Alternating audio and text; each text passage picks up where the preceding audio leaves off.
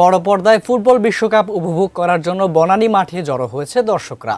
আনন্দ উন্মাদনায় মেতে উঠেছেন সমর্থকরা। সেখানে আছেন সহকর্মী তৌফিক হাসান তুহাদ। বিস্তারিত জানতে সরাসরি যুক্ত হচ্ছে তার সাথে।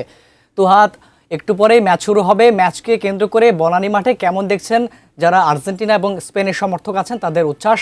বিস্তারিত জানাবেন।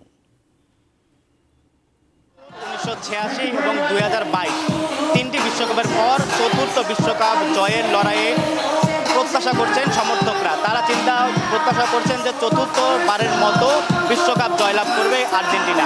আমি এই মুহূর্তে রয়েছি বনানী মাঠে দেখতে পাচ্ছেন যে বিশ্বকাপকে ঘিরে যে আনন্দ উন্মাদনা, সে আনন্দ উন্মাদনাকে তারা একসাথে জড়ো হয়ে তারা এই আনন্দ উন্মাদনা উপভোগ করছে। এবং যে বলে থাকি যে এখানে গানের আলাদা ব্যবস্থা রাখা হয়েছে যাতে আনন্দটা তাদের আরও দ্বিগুণ হয়ে থাকে। এবং আজকের খেলা নিউ ইয়র্কের নিউ জার্সি স্টেডিয়ামে রাত 1টার সময় খেলা হবে। বাংলাদেশের টাইম যদি বলি রাত 1টার সময় খেলা হবে। সেই খেলার আগে এখন বাজে 11টা, সেই 11টায় এখন পর্যন্ত এখানে যে আর্জেন্টিনা যারা সমর্থক, সেই সমর্থকরা এখানে জড়ো হয়েছে। আর্জেন্টিনার পাশাপাশি তো বলে থাকি অন্য অন্য দেশের এখানে সমর্থকরা এখানে উপস্থিত হয়েছেন একসাথে বড় পর্দায় খেলার যে আনন্দ উন্মাদনা, সেই আনন্দকে ভাগাভাগি করার জন্য তারা এখানে জড়ো হয়েছেন। এবং যে তাদের যে আনন্দ, সে আনন্দকে একসাথে সকলে রাজধানীর বিভিন্ন প্রান্ত থেকে এখানে এসেছেন শুধুমাত্র বড় পর্দায় খেলা একসাথে উপভোগ করবে এজন্য।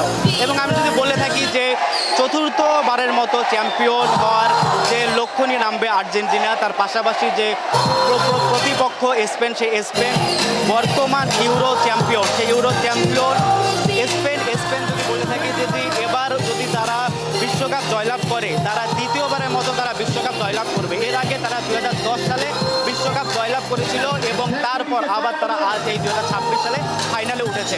এবং দুইটি স্টার যদি বলে থাকি যে দুই স্টার সেলিব্রিটি, প্রথমত আর্জেন্টিনার মেসি